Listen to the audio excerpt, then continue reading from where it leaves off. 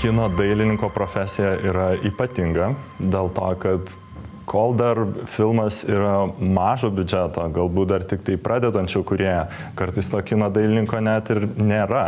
Filmuojama tikrose lokacijose ir verčiamasi su tuo, ką turim, ką randam.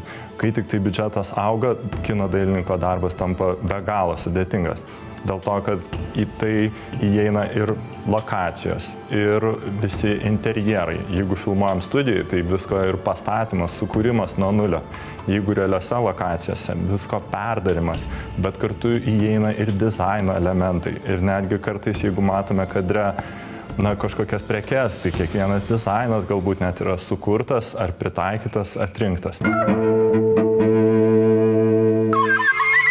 Pirmas lietuvių filmas sukurtas 3D formatu Čiulbanti siela tapo kūrybiniu išbandymu kino dailininkui Algirdui Garbačiauskui. Tai teko galvoti apie tai, kaip atrodys visos tos lokacijos ne paprastame kine, o 3D.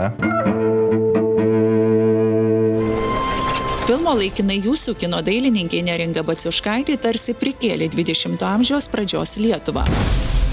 Ir gėrimės automobiliais, taurėmis, interjerais autentiškais.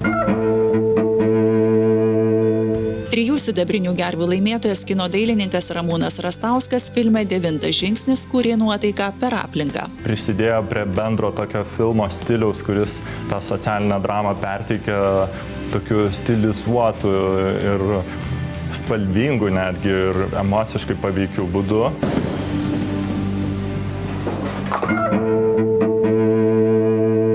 Penktą sidabrinės gervės nominaciją gavusi Sigita Šimkūnaitė filmą Tu man nieko neprimeni užliejo romantiką ir padėjo plėtoti režisierės viziją.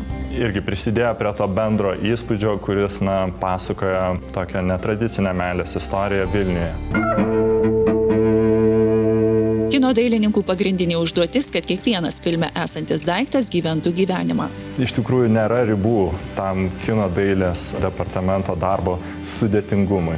Taip kad labai ačiū visiems kino dailininkams.